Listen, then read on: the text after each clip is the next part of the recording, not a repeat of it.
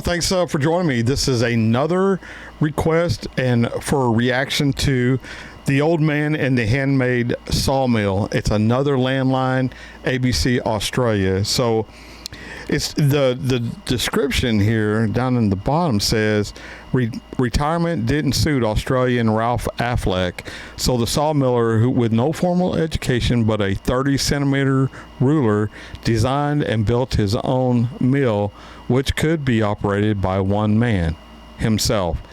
He also built the machines, including a truck to move heavy logs. It has 12 forward gears and 8 reverses. And in 8th gear reverse, he can go over 40 miles an hour. Okay, backwards. All right, so this piece of equipment it looks like a log skidder. I come from logging country. That's where my family's from.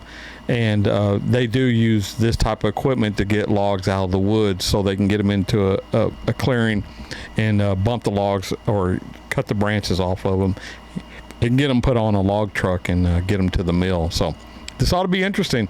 Thanks everybody for showing up, and let's go into the interview. No, that's not what I want. Let's go into the intro and then into the interview. So here we go, y'all.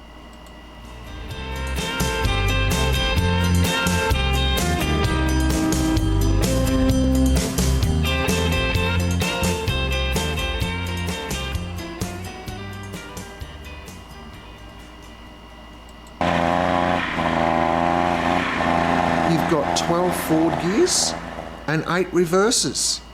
And he says in 8th high reverse, he can do 40 mile an hour backwards.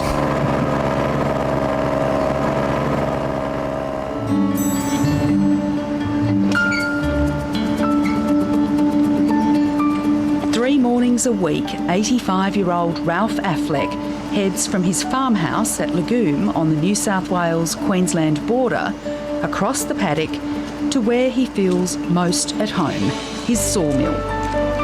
85 years Ralph old. Designed and built it himself. A little retirement project which took 4 years to build.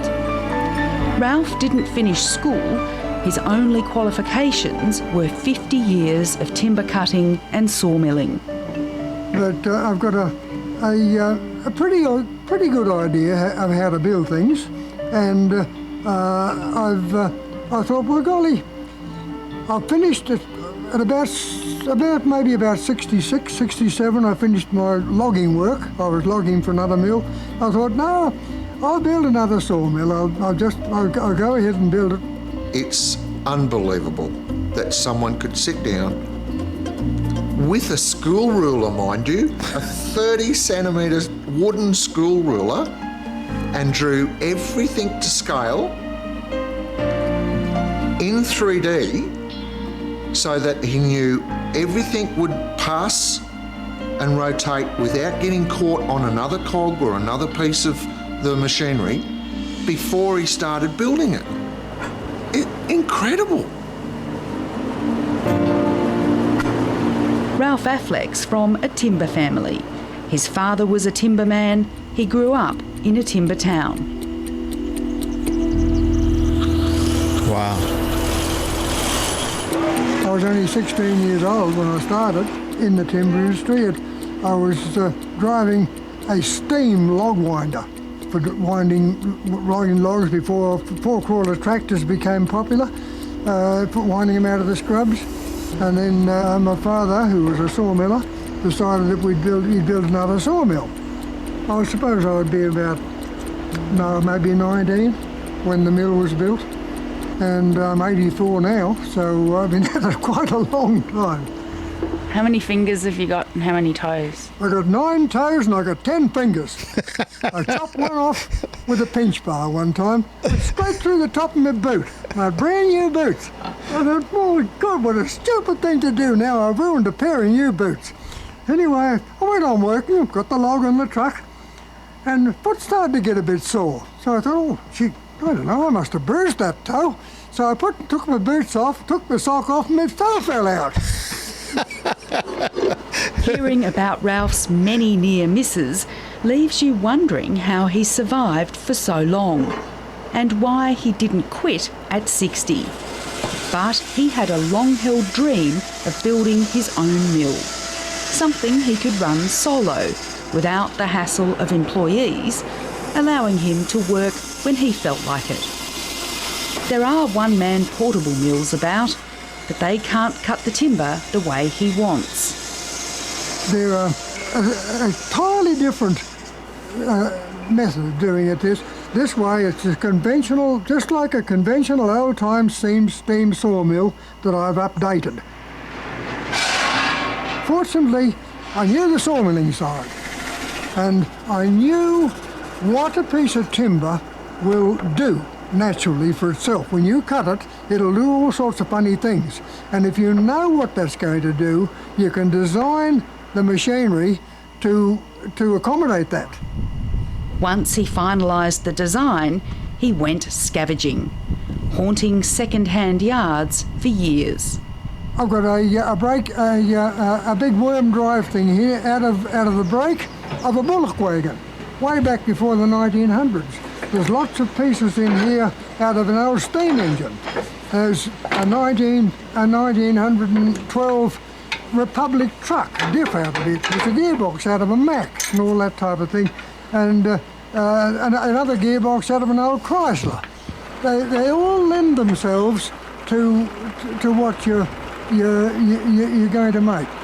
I believe there's even some parts that you got from a plane. Yes, there's 6 hydraulic cylinders here out of Canberra bombers. There's 2 of them operate that big log lifter up there. And there was a firm in Brisbane sold Army and Air Force disposal stuff, bits and pieces of everything, even tank engine, Army tank engines, aircraft engines, you name it, they sold them. There are things in it that I didn't do right, because let's face it, and the fellow who's never made a mistake, he's never made anything. His best find, right. a Leyland engine, just like the one from an old wartime tank which powered his dad's mill for years. Wow. They've been sitting in a crane, a disused crane in Wanless's wrecking yard in Brisbane. Oh, I've been there for years and years and years. And I brought it home, she fired first one up, and I've never put a screwdriver on it. And I've been running there now in the mill for 13 years. With all these levers, Ralph can run the mill on his own. Tony Pearson is in awe of Ralph. My jaw dropped on the ground to start with. Very impressed, and I knew from the first moment that this guy was special. In my lifetime, I've met quite a number of, or sought out quite a number of old folk with talents like this, but Ralph just tops the lot. Right. We all worry about him. Not so much being in the mill, but when he goes up the back onto the Queensland border and cuts trees, and then hooking them up to the skidder and bringing them down. It is a skidder. That is a very dangerous game. Yeah. All right. So let me pause it right there. So you see how this is called a skidder, and that's what it looked like to me when I first saw the beginning of this. That thing will pivot in the middle, and it allows you to get around trees. You don't cut all the trees when you're cutting trees. You just cut a select few, and there's different reasons why you would or wouldn't do that. I've got an old picture of my grandfather on a donkey and several other guys out there on donkeys that are skidding logs. So they're doing what this 12 forward gears, 8 rear gears skidder's doing, but my grandfather was doing it on oxen or donkeys or whatever the hell. I mean, that was old school. My grandfather was born in the 1800s, late 1800s, and so that's how they did it up in Oregon and in southeast Oklahoma. So it's good to see that this old man, God, man, 84 years old. Y'all just don't realize how hard it is to cutting trees, bumping them in other words, taking the limbs off of them and then skidding them. You know, in his case, I guess he skids them. He doesn't put them on a truck. He skids them all the way to his mill. I don't know. It's just interesting, man. This is pretty interesting. Let's get back to it. Would you hope that at 84 he'd given it away? No, because I know he knows what he's doing, and I'm not worried now. I've passed the worry. No, he has to do that. Yes. Why does he have to do it? Well, it's his passion, and I can't see him pulling the pin. He hasn't pulled the pin yet. He's having trouble doing that. Have a cup of tea? Oh, Before we go? that'll be nice. Oh, man. Initially, Ralph's wife Heather wasn't a fan of the mill, but is now proud of what he's built. For several years, the mill earned its keep too. The couple supplied building timber until licence fees made it uneconomic. No matter, 3 days a week, Ralph happily potters amidst the sawdust and noise. Behind the wheel of his log skidder, he could be Mad Max's grandpa. I could never see myself bolting 2 tractors together with a homemade mechanism in the middle and having it work so efficiently and for so many years. And as Tony lost me at knocker motor, I'll let him explain the ingenuity of Ralph's design. Knowing that he has had problems with the first type of engine he had in it, getting the common knocker motor and putting in it, that allowed him more room for gearboxes, so he puts another 2 gearboxes in it. And to have 3 gearboxes in it and have so many forwards and reverses, it's incredible. How many forwards and how many reverses? You've got 12 forward gears and 8 reverses. And he says in 8th high reverse, he can do 40 mile an hour backwards. I wouldn't like to try it. Yeah, why would you want to? What a machine. As well as a skidder, there's a log loader, which is in its 5th decade of service. There is a Leyland truck parts in it from a Leyland 1924 truck. There's a lot of parts in it from an Army Duck. Tractor parts, GMC axle and steering. It's such a mix-match machine, but it does such a mighty job. Ralph and Heather have a system. 3 nights a week, he trades their retirement home in Warwick for their farmhouse at Lagoon, 40 minutes away. He rings, gives 3 rings on the phone, and in there I know that, and then I ring him. And then every night and morning we do that, and so I know he's okay. If he had retired and come to Warwick, full time, he wouldn't be here now.